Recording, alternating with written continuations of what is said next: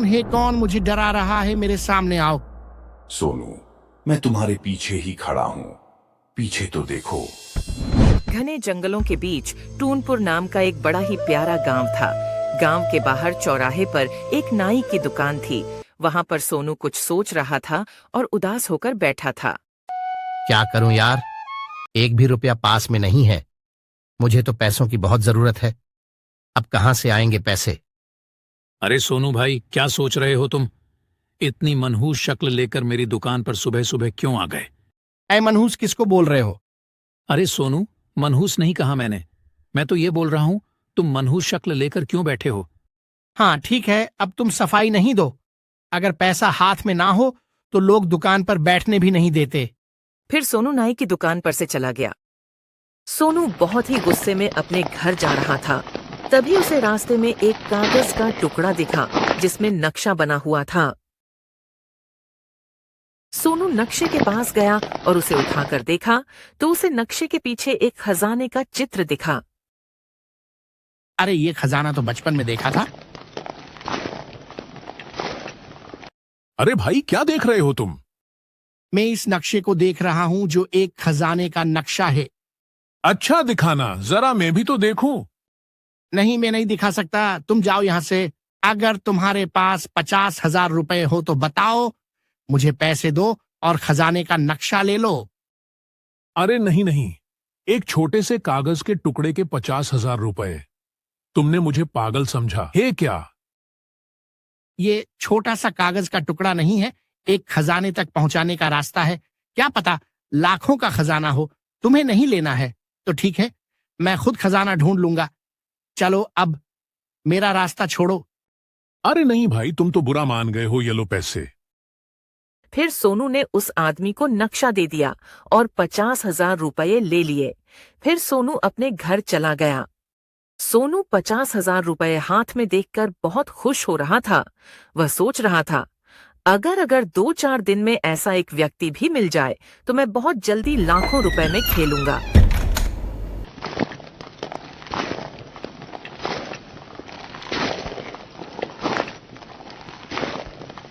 अरे मुखिया जी, यहाँ क्या कर रहे हो? मुझसे पूछे बिना मेरे घर में आने की हिम्मत कैसे हुई? सोनू, मुझे तुझ पर शक तो पहले से ही था, लेकिन आज देख भी लिया। तूने मेरे रिश्तेदार को कैसा बेवकूफ बनाया है। तूने उन्हें 8वीं कक्षा के नक्शे को 50,000 रुपए में बेच दिया।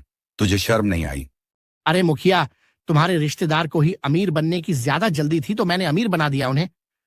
अब मेरे से फालतू बकवास नहीं करो, जाओ यहां से। मुझे पता था तुम ऐसे नहीं मानोगे, इसीलिए मैंने पुलिस को पहले ही बता दिया है। पुलिस थोड़ी ही देर में आने वाली होगी। पुलिस का नाम सुनते ही सोनू ने मुखिया को जल्दी पैसे दिए और वहां से जंगल की ओर भाग आया। फिर सोनू जंगल में एक नदी के पास पहुंचा।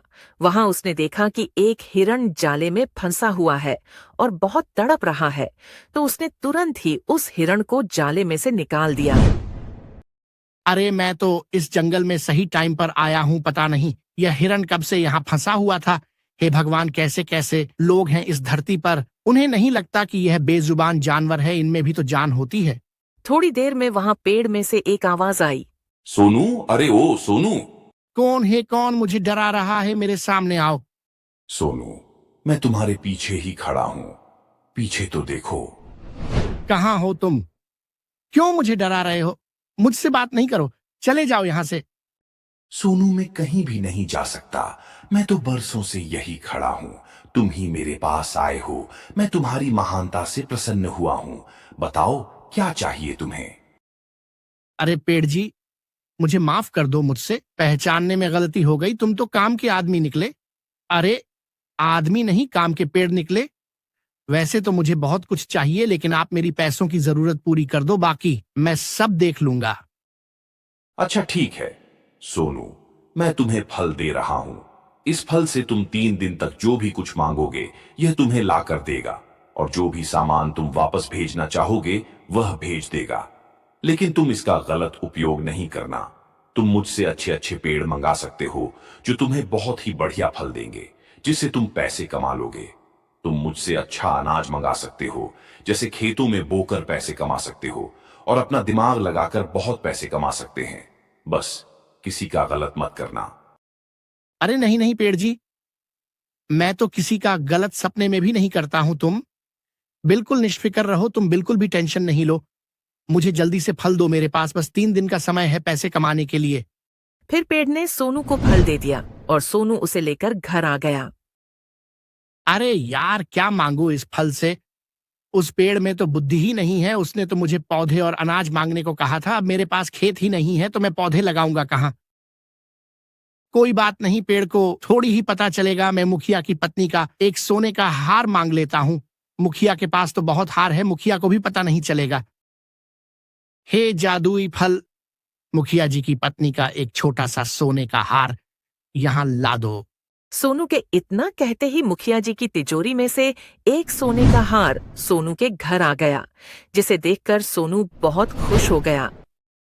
सुनिए जी, तिजोरी में से एक हार कम है। क्या हार कम है? हाँ जी, हार कम है। पिछली बार जब हम आपकी बहन के यहाँ गए थे तब मैंने हार पहना था और मैंने पहनकर वापस तिजोरी में रख दिया था। तिजोरी में और गहने हैं कि और भी नहीं है? नहीं, और तो गहने हैं, लेकिन वह छोटा वाला हार नहीं है। ठीक है, तुम टेंशन नहीं लो, यहीं कहीं रखा होगा।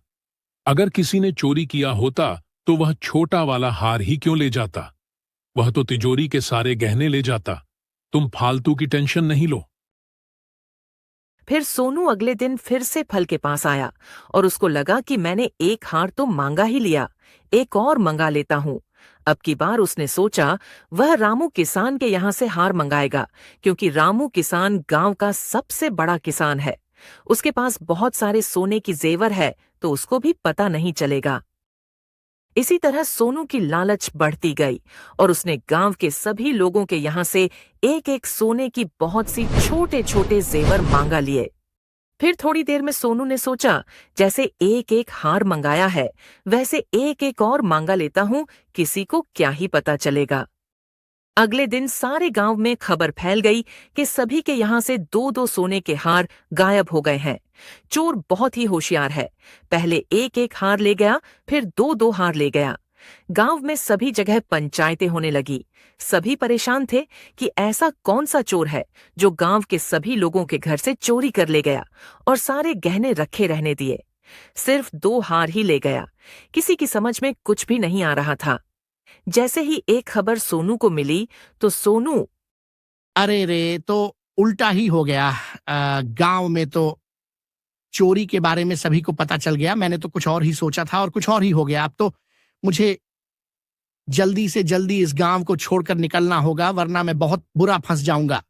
फिर सोनू ने जल्दी से बैग लगाया और बैग में सभी हार रख लिए और गांव छोड़कर निकलने लगा। सोनू गांव छोड़कर जाने लगा।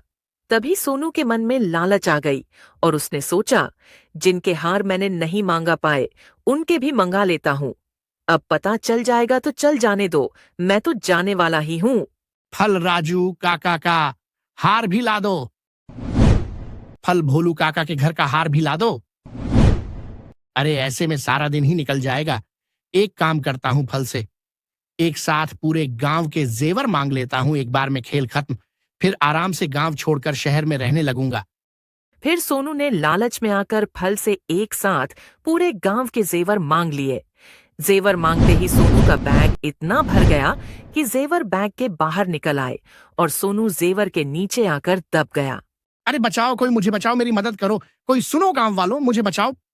सोनू की आवाज सुनते ही सभी गांव वाले वहां आ गए और सोनू के पास अपने जेवर देखकर सभी चौंक गए और सभी लोग सोनू को पुलिस से पकड़वाने की बात करने लगे। अरे नहीं नहीं, गांव वालों में आप सबके जेवर आपके घर पहुंचा देता हूं, मुझे माफ कर दो। मैं अब कभी भी ऐसा नहीं करूंगा। फल सभी के जेवर जहां से आए हैं वहीं चले जाएं। सोनू के इतना बोलते ही सभी के जेवर अपनी अपनी जगह चली गए और फिर सोनू ने सभी से माफी मांगी और सोनू उसी पेड़ के पास पहुंच गया जहां से वह फल लाया था।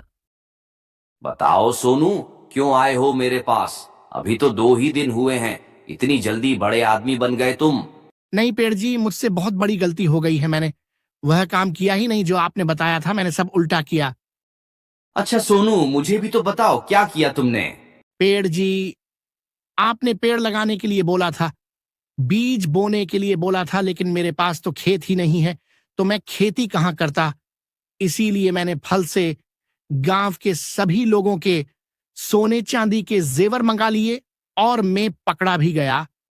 सोनू, मुझे पता है तुम दिल के बहुत अच्छे इंसान हो, लेकिन तुम्हारे अंदर जो लालच है, इसी वजह से तुम हमेशा परेशान रहते हो और दुखी रहते हो। तुम्हें अब कहीं भी फल लगाने की जरूरत नहीं है। तुम रोज सुबह मेरे पास आना, मैं तुम्हें ताजा आम के फल दूंगा। तुम उन्हें बाजार में बेचकर पैसे कमा लेना। फिर सोनू रोज आम के फल पेड़ से लेकर बाजार में बेचने लगा और बहुत सारे पैसे कमा लिए और खुश हो गया। दोस्तों, कहानी अच्छी लगी हो तो वीडियो को लाइक जरूर करें।